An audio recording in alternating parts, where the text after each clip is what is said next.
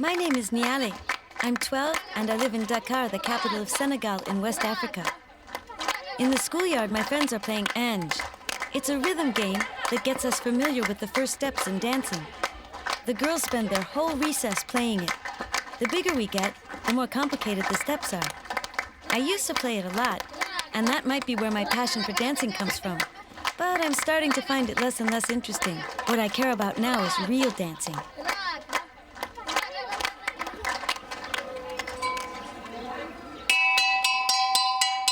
Even after recess, I can't stop daydreaming. One of my aunts leads a dance troupe. I told her I'd like to be a professional dancer, but I don't know if she'll take me in.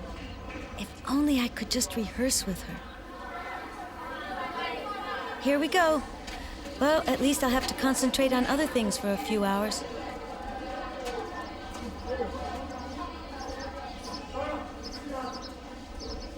Guess what we do after school? We change and we play Ange, of course. There are lots of ways to play it, and the rules or dance steps can be different. But a sense of rhythm and concentration is always important, and the basis of the game doesn't change. Two dancers compete and respond to each other in dance, while the rest of the group keeps the tempo by clapping hands. I'm so distracted that I mess up, or sting, as they call it here. It means that I miss certain beats. The girls make fun of me, a future dancer who can't even stay in rhythm. This is my city, Dakar. And there's the place where I feel better than any other, the dance floor. Right now, I'm rehearsing a modern African ballet with an amateur troupe. The dances we do are a mixture of modern and traditional choreographies. We're lucky to have a group of percussionists with us, even for rehearsals. They play the djembe and the tam-tam.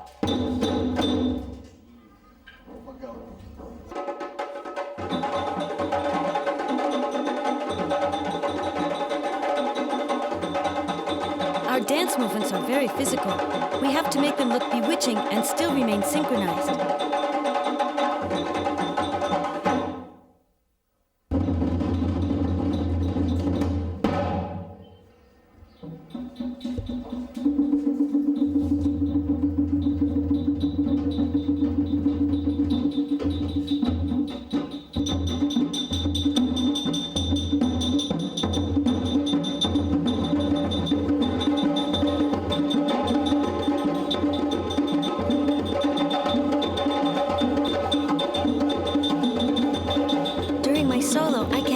Think about my aunt.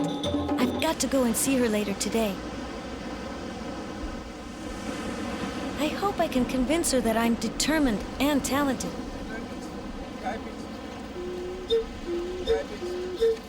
He's a wishing bird vendor. If I'm going to make a wish, now's the time. You have to buy a bird and think very hard about what you wish for before letting it go. It's supposed to bring good luck. It doesn't take very long to know what I want to wish for. I wish my aunt will take me into her troupe. If she does, she'll give me a charm, a sign that will show me she agrees. She'll also whisper the names of those who will welcome me into the profession.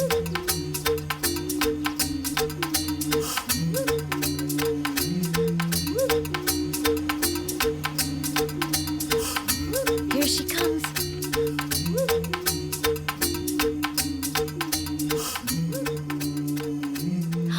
That's my charm.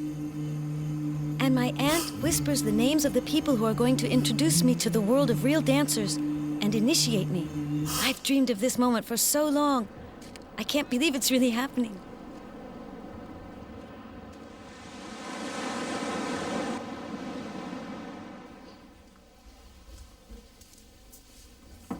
At last. Tomorrow's the big day. I can't wait to be a part of this new world.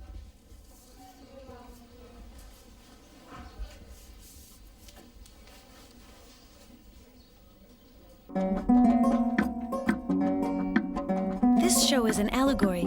It symbolizes the desire to dance with the spirits of the forest. It's a wonderful story about a young girl who learns music and dances with the spirits. Of course, I'm the young girl. I'm very impressed. The makeup, the serious expressions, the rhythm, and the music all together make for a mysterious atmosphere. The melody is played on a kora, a stringed instrument whose soundbox is made out of a gourd.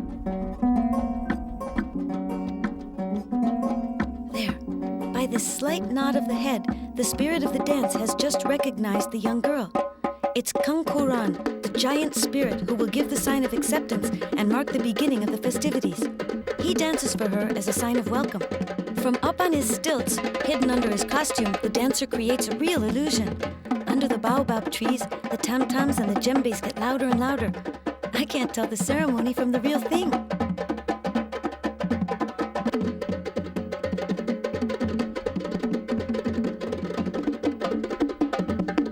The KanKouran gives the signal. Finally, I can dance. We begin working seriously right away. My aunt and her troupe want to participate in the Dakar Carnival Parade 2 years from now, and there are lots of candidates. All of them have to audition. This is the choreography we're going to try out with. We let ourselves become absorbed by the rhythm of the drums, but our movements remain completely coordinated.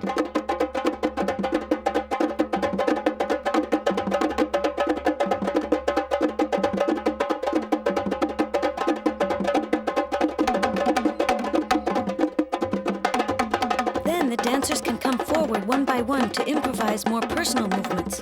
There are no rules for this. Each one of us has to feel when the moment is right and how long it should last.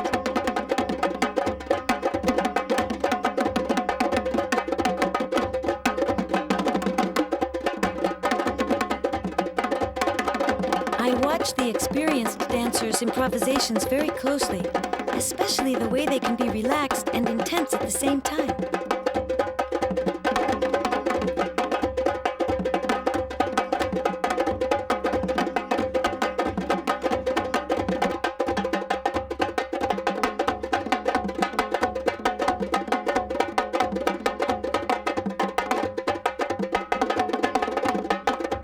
During my second try, I feel the moment has come. I'm light-footed and full of energy. I feel as if I'm being carried by the troupe and the music.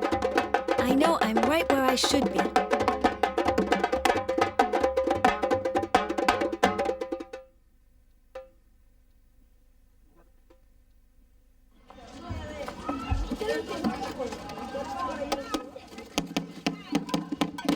Where I live, the boys don't wait to own instruments in order to play music. Sticks and empty cans are enough to make a tam-tam. And the girls of the same age turn the street into a dance floor. These are very common scenes in Senegal.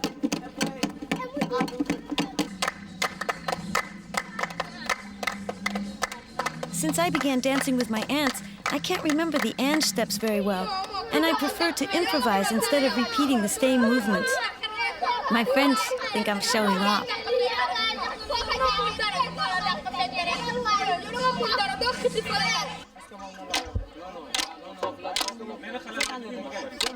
It's the end of Ramadan, the Muslim equivalent of Lent.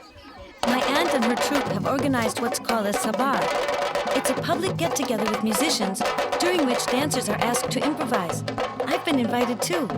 I make myself up like the others, and I'm anxious to know if I'm good enough to appear before an audience.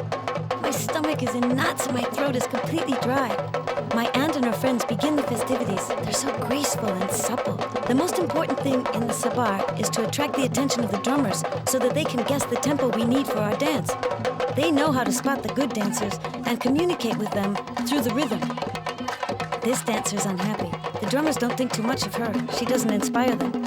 In such cases, there's not much you can do except leave the dance floor and try your luck another day.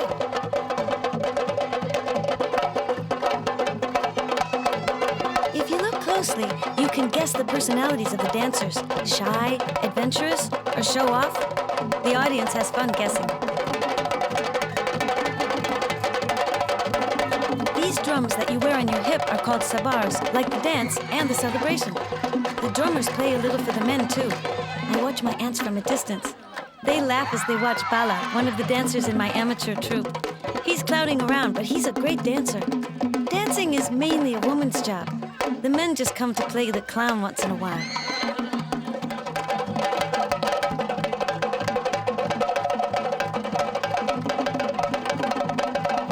What I like about the sabar is that you never know what's going to happen. Everyone's free to participate. If the music suggests a dance to a spectator, she can get up and interpret it. This one is really inspired.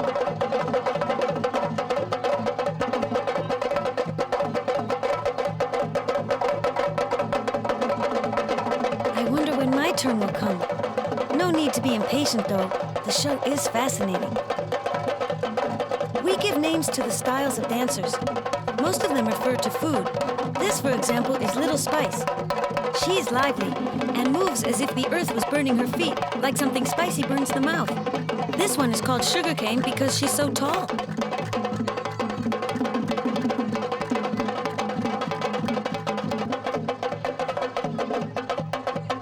Oh, here's my dance godmother, the taster of curdled milk on millet broth. What a name! But she's so elegant. She's looking at me, so I show her the charm I was given. She invites me to join the circle. I hope I'm good enough. Everyone's looking at me. When a dancer's too young or inexperienced or just plain bad, the drummers ignore her. It's the worst kind of humiliation. My dance style is called bread and fish balls. They're supposed to be very appetizing. Now's the time for me to prove it. Nobody can stop me now. I've completely forgotten my stage fright. The musicians are beating out the rhythm. They're playing for me. My aunts are watching. Hurry, start the bread and fish balls part. I'm so happy, and I'm not the only one.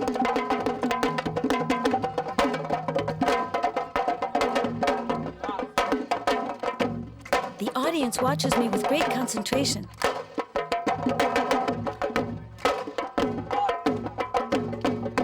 And now everyone is applauding. My aunts, too. I've done it. I'm a real dancer.